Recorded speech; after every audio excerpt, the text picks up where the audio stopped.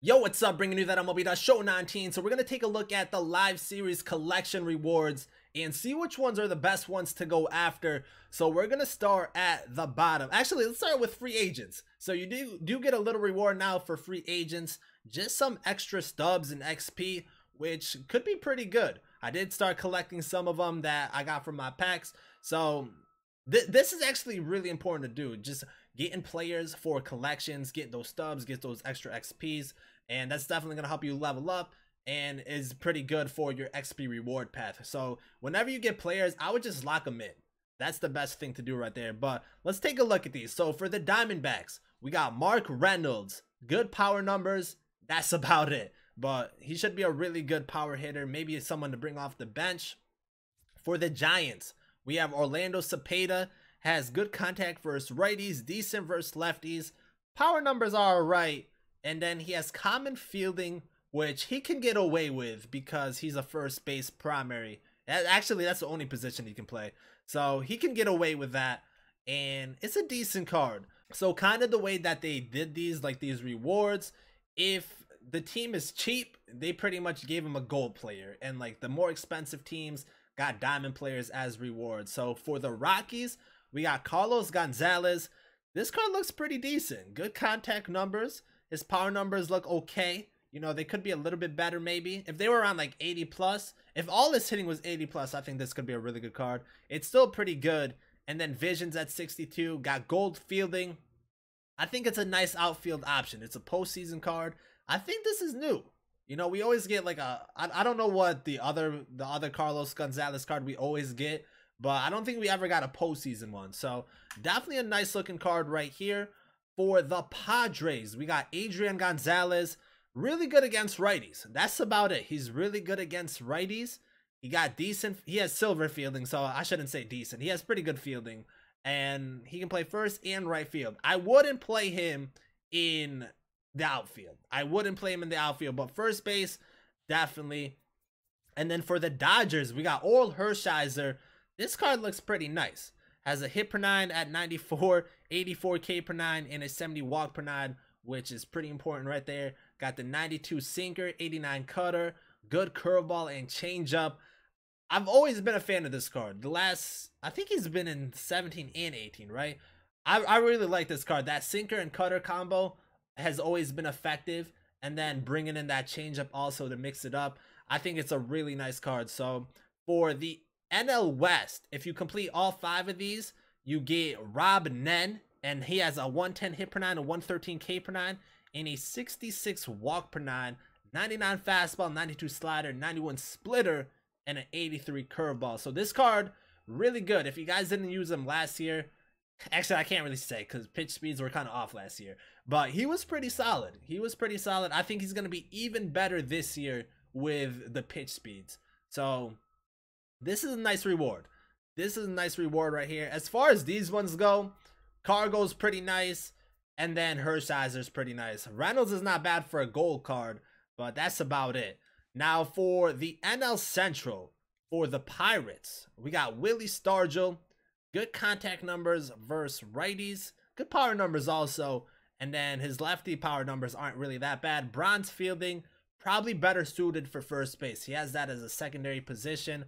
For the Brewers, we got Jonathan Lucroy. Good contact numbers. Good fielding for a catcher. 38 speed, kind of low. But I think this is a solid catching card. For the Cardinals, we got Albert Pujols. He has good contact numbers. Pretty good power numbers. And then bronze fielding. He can actually play a lot of positions. Left and right field. And first and third base. Probably would play him at first. I think that's the easiest place to slot him in. And not worry about having like crazy errors or anything like that. For the Cubs, we got Ryan Sandberg. Good contact numbers, especially versus lefties. Kind of low power, good vision, and diamond fielding. So for second base, this is a nice starting card. Nice starting second baseman that you can get. I think it's good. You know, contact's like the biggest question this year. But I think contact players are going to be pretty effective. I think I'm leaning towards that contact meta. Again, high contact players with good speed. But Dave Parker is for the Reds. He didn't have this card last year. He had a Pirates card last year. But this one has good contact versus righties. Good power versus righties. So he's really good against righties. Fielding wise, I don't really know what like the actual fielding stat effects, but he has good arm strength in the field and 54 speed. And then when you collect all of the NL Central, you get Jim Edmonds. Got good contact numbers versus righties and lefties, good power numbers versus righties, and he has amazing fielding. He has amazing fielding, can play all outfield positions and first base with 58 speed. I mean, he definitely can work out at center field. I think I would put him in the corner though. I think I would put him in the corner outfield if you're gonna play him in the outfield. But Jim Edmonds is pretty solid for a collection. And is this collection expensive? Probably, because the Cubs are pretty expensive. Well, the Cubs have a few diamonds. Yeah, there's a lot of diamonds in the NL Central that you have to go after. Now for the NL East, for the Marlins, we got Kyle Bearclough. Has good hit per nine. Yeah, he has good hit per nine and K per nine numbers for a relief pitcher. That control, that walk per nine number is a big issue, and I think that could actually hurt you. But he has good fastball, good slider, and changeup. I think it's serviceable for a gold card. And then for the Nationals, we got Daniel Murphy. Great contact numbers, power numbers versus righty is pretty good.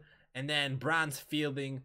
Second base, I think he's serviceable. You could slot him at first if you wanted to, but I think this Daniel Murphy card doesn't look bad. For the Phillies, we got Cole Hamels, 87 diamond, has good hit per nine, K per nine, and walk per nine numbers. And then his pitches, good variety with him. So I think he could be a solid starting pitcher. Nice lefty if you want a lefty in your rotation. Now for the Mets, we got Mike Piazza. Good catching card right here. Good contact numbers, good power numbers, and vision's not bad. Silver tiered for the fielding. Catching wise, we haven't seen a catcher yet, right? Yeah, so catching wise, there's some you can get from your pre-order diamond pack. You got Kendall, Gary Carter, and Posey. I think this Piazza card is better than all three of those. So this card's really nice for a catcher. And then for the Braves, we got Warren Spahn. Good hit per nine, K per nine numbers, walk per nine numbers, pretty good. Got a fastball, curveball, circle change, and sinker. I thought he threw a screwball also. Maybe not with this card, or maybe I'm thinking of someone else, but I thought he had a screwball in the previous years. The only issue with Spahn is that he has the slowest motion in life. So, you know, if you can deal with it, his numbers don't look bad, but his motion really sucks to use him. And then the NL East reward is Eddie Matthews. This was a really nice, I didn't use him last year, but in 17, I really like this card. So it's a little bit easier to get him this year. Has good contact number, really good contact numbers, really good power numbers. Vision's not bad. Fielding, silver tiered, plays third base. So I think he can get by at third base. But hitting wise, this card should be really good. And definitely a card I'm looking forward to picking up at some point. Now on to the AL West for the, what team are we on? We're on the Rangers. We got Derek Holland. Not really a crazy looking card right here. For a gold card, I feel like this is pretty weak. His pitch selection is fine. Maybe that knuckle curveball is effective. But hit per nine and K per nine numbers are pretty low, along with that walk per nine. Well, that's serviceable, the walk per nine. But hit per nine and K per nine numbers, you don't want that. For the A's, we got Raleigh Fingers. Hit per nine's decent. K per nine numbers pretty good. Walk per nine numbers fine. Has 3 pitches, sinker, slider, and 4-seam fastball. I think if he had his forkball with this card, it would be a little bit better. But the sinker, fastball, and slider, those are 3 pretty good pitches. For the Mariners, we got Carson Smith. He has good hit per nine and K per nine numbers, and the walk per nine numbers all right. I kind of wish the Mariners reward was a little bit better. You know, that's what I don't really get with some of these. Is they gave out gold. I know they did it because some of the rewards are, or the collections are cheaper to do, but I would honestly prefer just give us diamonds. You know, no one really wants to go after some gold players unless they're like a really good specialist on your team. But with some of these rewards, I don't see that. For the Angels though, we got Troy Percival, 96 hit per nine, 108 K per nine. Got a good fastball, 12.6 curve is 79, and an 81 changeup. So his off speed, I think, will mix really well with his fastball, and he could be a pretty effective card. I think this card could be pretty good this year. Last year, I don't think a lot of people tried him out. You know, he was a team epic reward, and they were kind of difficult to get. So I don't really think a lot of people used him last year. I think it could be pretty effective For the Astros, we got Mike Scott, 95 hit per 9, 93 K per 9, 70 walk per 9. Scott is always a good card. Scott is always a good card. He does have the splitters. The splitter is his primary. I was about to say for a second, where's the splitter? But his splitter is nasty. His splitter is nasty. Got a good fastball, slider, and curveball. This card looks really good, and I guess because the Astros are the biggest or the most expensive collection here, you know, they get the best card. But then we got Vita Blue for collecting the whole AL West. Got the 96 hit per 9, 96 K per 9, and 67 walk per 9. Got a 97 fastball, 82 curve, 81 change, and 95 two-seam fastball. So last year, Vita wasn't really that good. In 17, he was nasty. So I'm hoping he kind of plays like he was in 17, and he gets back to that like really good starting pitcher card, because he was really good to use a couple years ago. But last year with pitch speeds, he wasn't really that effective. But Vita Blue is the AL West reward. Now for the Central, we got Avisel Garcia for the White Sox. Good. Actually, he has really good contact for his lefties. I don't know how he got 125, but that's really good. Contact numbers are pretty nice on this card. Fielding, okay, but that's the White Sox. For the... Actually, that Garcia card could be really good just because of his contact. Because that's really high contact, and contact hitters, they're going to be nice this year. But for the Tigers, we got Alan Trammell. Good contact numbers. His fielding is diamond tiered, 73 speed. So this card is pretty solid. And then for the Royals, we got Kelvin Herrera. Good hit per 9, K per 9, and walk per 9 numbers. 69 home run per 9. Got a nice fastball, changeup, curveball, slider. Really nice closing pitching card. Actually, why didn't he give us the diamond one? Is this the same year? I don't know if this is the same year, but there is a diamond Kelvin Herrera. Maybe it's just a gold this year. I don't really know if the ratings change like that, but Herrera's always a nice bullpen arm to have. And then for the Twins, we got Rod Carew. Contact versus righties is pretty good. Lefties, it's all right. Silver tiered fielding and 89 speed. So the AL Central looks like the weakest one so far. They only have one diamond player, and that's Kenny Lofton. But Kenny Lofton, I feel like, will be pretty good this year. Good contact numbers.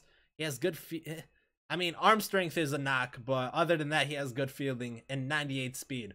So I think Kenny Lofton will be really nice this year with that speed and contact. And like I was saying, I feel like that might be my meta, just trying to go after contact and speedy players. But if you collect all the AL Central, you get Harmon Killebrew, MVP card right here. Great power numbers, 104 and 109. Can't really ask for anything better unless you're getting like those elite players where they're over 110 to 120, stuff like that. Fielding wise, decent. Third base, first base, probably would play him at first, but I don't know. He might be serviceable at third base. I haven't really played that much to see how fielding affects at certain positions, but I think he would be better suited off at first base, but he'll be fine at third base. Now for the AL East, we got Jonathan Scope for the Orioles. Pretty good contact numbers. His hitting actually is pretty balanced. And then he has silver fielding, which is not bad. For the Rays, we have Fred McGriff. Good contact versus righties. Good power versus righties. Power versus lefties, not bad. Common fielding. So first base, he can get away with it, but not a crazy good card or anything like that. For the Blue Jays, we got Brett Cecil. Good hit per 9 and K per 9 numbers. Walk per 9 numbers, pretty good. Got the knuckle curve, fastball cutters, two-seam, and changeup. I think he could be a pretty solid bullpen arm. He looks pretty good. And he's a lefty. You know, lefty is always nice to have. For the Yankees, we got Robinson Cano. Say it ain't so. Got 103 contact versus righties, 78 versus lefties, 68 power versus righties, and 79 versus lefties. So pretty good. I mean, the contact number, he's going to be really good versus righties. He's going to be really good versus righties. Lefties, he should be above average. But like from what I've played so far, contact hitters are pretty good, and hitting seems pretty good overall. So I think a lot of these players are going to be really effective. He has the diamond fielding also and 51 speed. And then for the Red Sox, we got Jacoby Ellsbury.